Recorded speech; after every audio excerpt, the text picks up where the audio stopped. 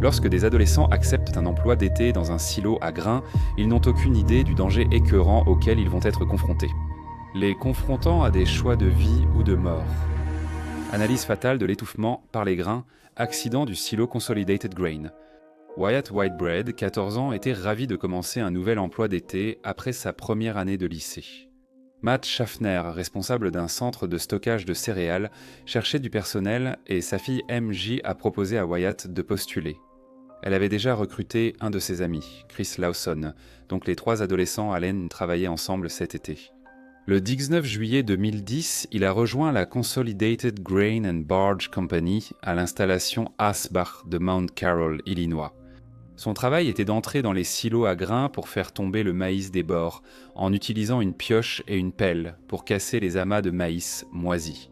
Ce grain provenait des dernières récoltes, et le temps pluvieux l'avait gardé humide et collant. Ce maïs ne serait pas consommé, mais utilisé comme carburant ou pour la fermentation industrielle. Au bas de chaque silo, il y avait 3 portes pour laisser le grain s'écouler vers le tapis roulant. Une longue barre en spirale, appelée vis racleuse, tournait autour de la base du silo pour déplacer le maïs vers les ouvertures. Comme ce maïs était vieux et aggloméré, il avait tendance à coller aux parois du silo et à ralentir l'écoulement du grain. Wyatt voulait faire tomber le maïs dans l'entonnoir central pour qu'il aille sur le tapis roulant. On lui avait dit de rester éloigné de l'entonnoir central car c'était comme des sables mouvants si on s'en approchait trop. Il veillait à rester sur les bords et à remuer le maïs au centre. Ce travail ne l'impressionnait pas jusqu'ici. La température dans les silos métalliques était d'au moins 20 degrés Celsius supérieure à l'extérieur.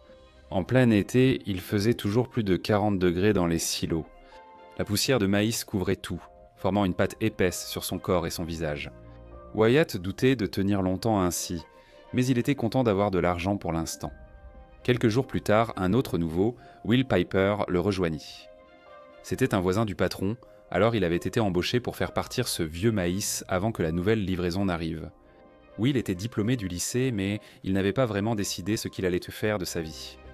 En attendant, il venait d'avoir 20 ans, et il appréciait un petit boulot pour aider à payer les factures. Quand Matt lui a proposé le poste, il a aussitôt pensé à son meilleur ami de 19 ans, Alex Pacus, surnommé Paco.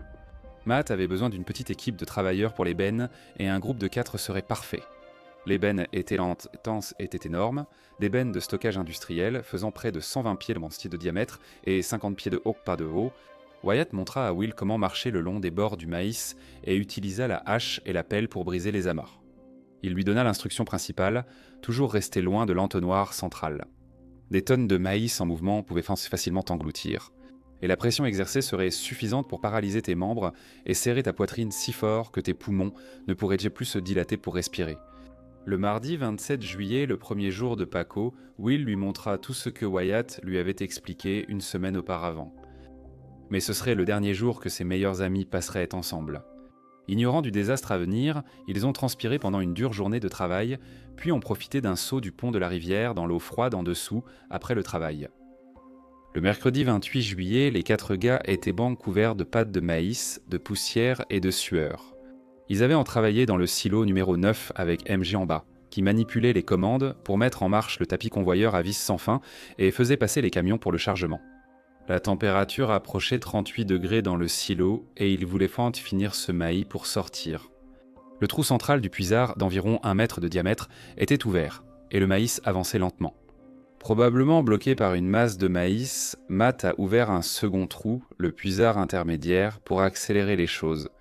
Il a prévenu les enfants que l'entonnoir suivant allait s'ouvrir et de faire attention au maïs qui pourrait se déplacer rapidement.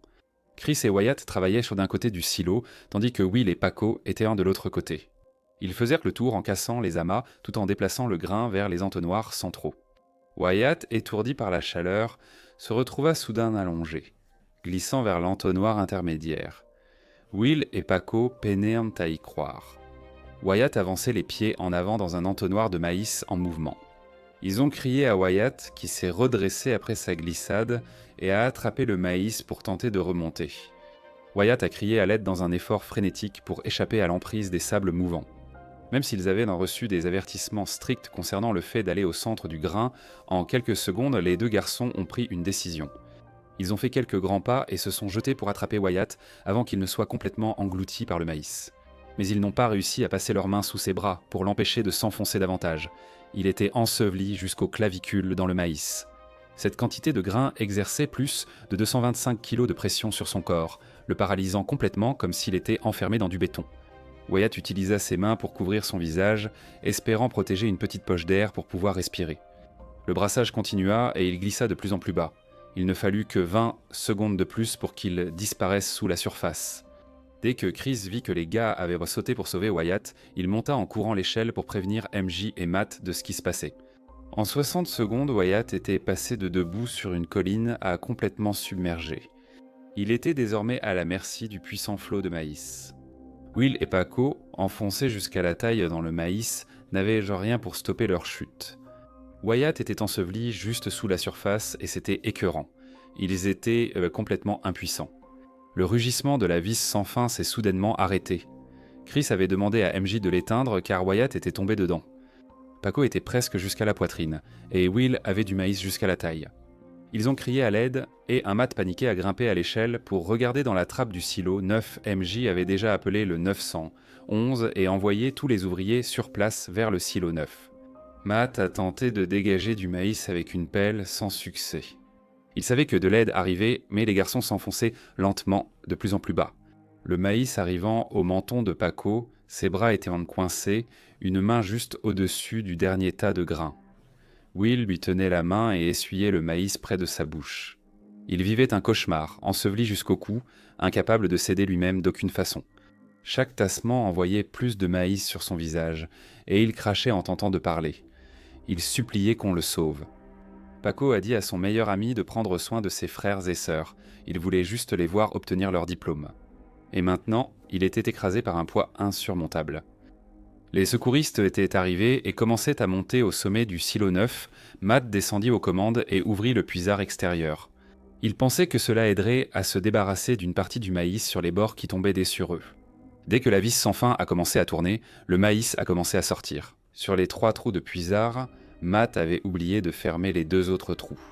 À l'arrivée des secouristes en haut du silo, il était clair que les mouvements enfonçaient davantage les garçons dans le maïs. Ils ont exigé l'arrêt immédiat de la vis sans fin. Pendant que le maïs se tassait, Paco récitait le Notre Père en crachant et s'étouffant.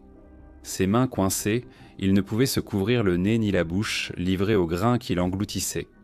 Malgré l'arrivée des secouristes dans le silo, il a glissé sous la surface, ne laissant voir que le sommet de ses cheveux. Quelques secondes de plus, le bras de Will restait coincé sous le maïs, tenant fermement la main de Paco. Il se serrait la main avec désespoir, mais Will glissait de plus en plus bas dans le chaos. Les secouristes commençaient à encercler le maïs pour tenter d'atteindre Will.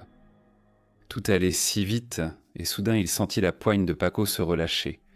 Le poids du maïs était insupportable, et il ne pouvait rien bouger de ce qui était enseveli sous le maïs. Les bras de Will étaient coincés, seul le haut de son visage dépassait des grains. Will venait de voir Wyatt et Paco disparaître dans le maïs et s'apprêtait à subir le même sort. Tom Cravata, un sauveteur relié à une corde de sécurité, a rampé jusqu'à Will. Il a dérangé le maïs et a envoyé une vague effrayante de grains sur le visage de Will. Mais Tom tenait dans ses mains l'équipement essentiel qui allait sauver une vie. Il s'agissait tout simplement d'un seau de 5 gallons. Un trou avait été découpé dans le fond et il a enfoncé le seau sur la tête de Will. Alors qu'il criait et recrachait le maïs de sa bouche, Tom a plongé la main dans le seau et a retiré le maïs de la bouche et du nez de Will. Ce fut le premier instant où Will comprit qu'il pourrait réellement survivre. Il était certain qu'il allait être étouffé par le maïs quelques secondes auparavant. Sa bouche était libre d'aspirer de l'air, mais ses poumons étaient bien comprimés par des centaines de kilos de pression. Sa capacité à inspirer pour respirer s'estompait. À l'extérieur, des triangles étaient découpés dans les parois métalliques du silo pour permettre au maïs de s'écouler loin des garçons ensevelis. À l'intérieur, les équipes de secours sont intervenues rapidement avec l'équipement standard de sauvetage en silo à grains. Un ensemble de parois métalliques a été utilisé pour créer un cylindre autour du travailleur piégé. Cela a permis d'isoler le maïs près de son corps et d'empêcher d'autres grains de l'ensevelir davantage. Les boucliers ont été soigneusement installés, mais ont rencontré un problème majeur. Le corps de Paco était si proche de Will qu'il ne pouvait pas l'isoler sans comprimer Paco, à l'intérieur du cylindre. Will a dû tenir le corps sans vie de son ami pendant qu'il tentait de retirer le grain du cylindre. Dès qu'il y eut assez de place, ils ont attaché Will avec un harnais pour extraire son corps épuisé de la cuve. Il a fallu 6 heures pour libérer Will de son piège. Après 6 heures à retirer le maïs, ils ont retrouvé les corps de Wyatt Whitebread et Alex Pacus. Les autopsies ont montré qu'ils étaient morts d'asphyxie mécanique. Ils ne pouvaient tout simplement pas dilater leurs poumons pour respirer. Ils auraient perdu connaissance en moins de 2 minutes et seraient étant morts cérébrales 5 ou 6 minutes après avoir été aspirés sous le maïs. Même la réponse la plus rapide n'aurait pas pu atteindre Wyatt à temps, même si cela avait été fait autrement. On ne sait pas si Paco aurait pu être sauvé lui aussi. Les équipes de secours spécialement formées ont tout fait avec une rapidité incroyable pour sauver les garçons. S'ils avaient eu les harnais de sécurité exigés par l'Occupational Safety and Health Administration, ils auraient peut-être évité cette mort tragique. Des dizaines d'agriculteurs et d'ouvriers meurent chaque année dans ces accidents tragiques et en grande partie évitables dans les silos à grains.